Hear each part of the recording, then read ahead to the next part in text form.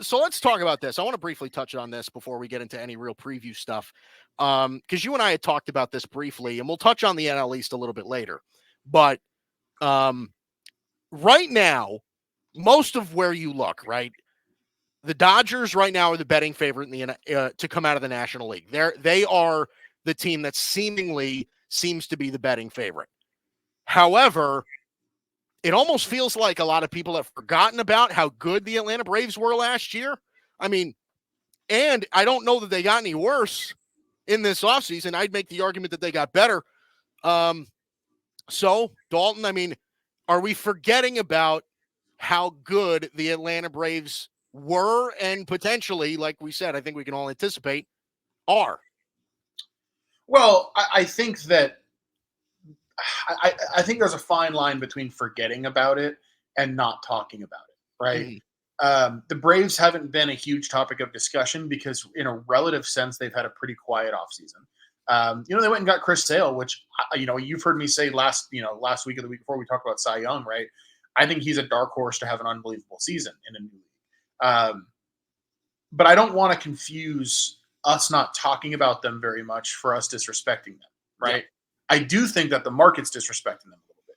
The idea that they are, kind of an underdog to the Dodgers in the NL, and I'm the biggest Dodger guy there is, right? But the idea that they would be an underdog to the Dodgers in the NL right now, I don't really buy that, to be honest. Now, I think there's an argument to be made that the Dodgers are right there with them, but let's not get it twisted. I mean, in a lot of ways, the Braves are the incumbent, right?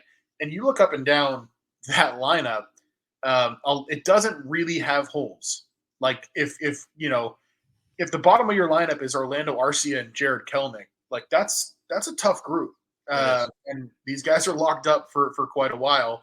And then obviously that rotation, Strider, Fried, Morton, Sale, Lopez, Elder, couple guys in there. Like I think Elder's due for some serious negative regression from what we saw last year.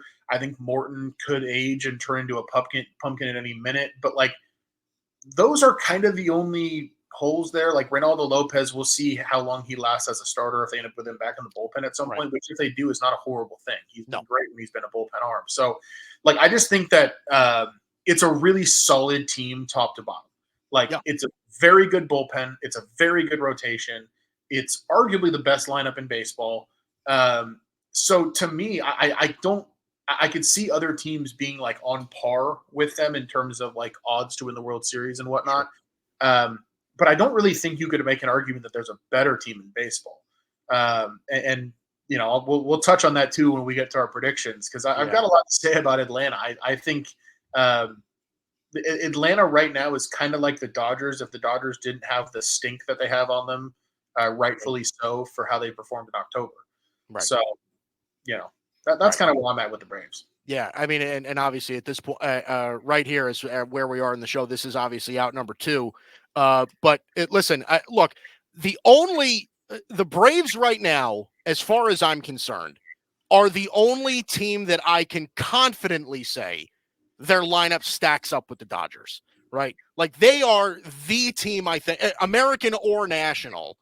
This is the team that I think can stack up with the Dodgers, right? Obviously, we look at the top of the Dodgers lineup, and we previewed this a couple of weeks ago, but with Betts, Ohtani, and Freeman, the only and again, it may not even be in that order, but the depth of this lineup and the depth of this lineup are fairly similar to me. Now, I think you and I could probably both agree that the Dodgers, as far as the depth of their rotation, is deeper. The depth of the Dodgers rotation, especially when fully healthy, or at least healthy to a point where you have, like we talked about Gavin Stone getting the number 5 spot in the Dodgers rotation, but you replace that with Walker Buehler, Clayton Kershaw, whoever else.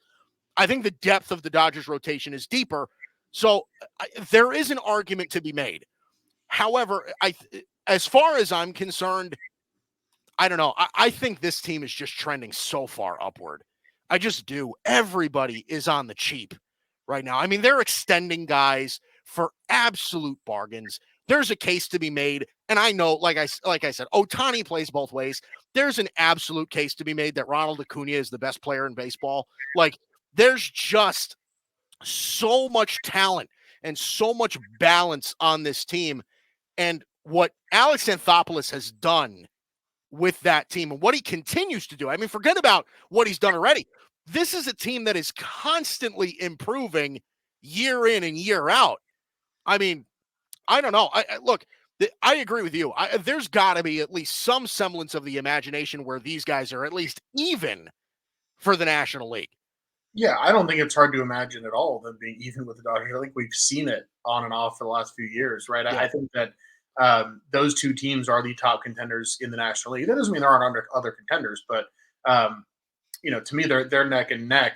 One comment that I have on the Braves, and it's a little bit outside of what we were talking about, but going back to what you talked about with Anthopoulos, like, I do wonder if there comes a point in time where somebody like a Ronald Acuna sees everybody around him getting paid 40, 50 million a year and Yep. looks at his own deal and goes, man, you guys screwed me over. Right. Mm. And you wonder that about a few of their guys. That's if I'm a Braves fan, that's the one reckoning that could come down that I'm a little scared of is like, at what point do their guys that they locked up when they were young look Be up worth and fair go, market value. hey, wait a minute, like I'm not getting, you know what I mean? And as much as it's like, well, you signed it, sorry, it's like that's not really how sports work anymore. Less and less so year by year too. So I think there could be an interesting reckoning coming for them eventually. But as long as those dudes are happy where they're at, Yeah. that's going to be a team that's not going anywhere. So I mean, they're going to win a lot of games. I mean, it really depends because, like, Acuna is not making nothing, right? Like, in the grand scheme of things, he's not making nothing. But as far as his market value is concerned, he's tremendously undervalued at this point. oh, So, totally. but it depends, right? It depends on what really matters. Are they going to focus on, like, how old is Acuna right now? I actually don't know this. Acuna is, let me pull it up. Acuna is I want to say he's like, 26. yeah, 26. So he's 26. He I mean, won't be like a free agent. he's getting paid $17 million a year until I think 2038. Like Yeah. that's not like that. How long can that realistically be okay with him? Yeah. Right. And hey, maybe when it's not okay with him, the Braves just go fine and they bump up his salary, right? Like that could just be Yeah. the solution. Maybe it's that simple. But I just wonder.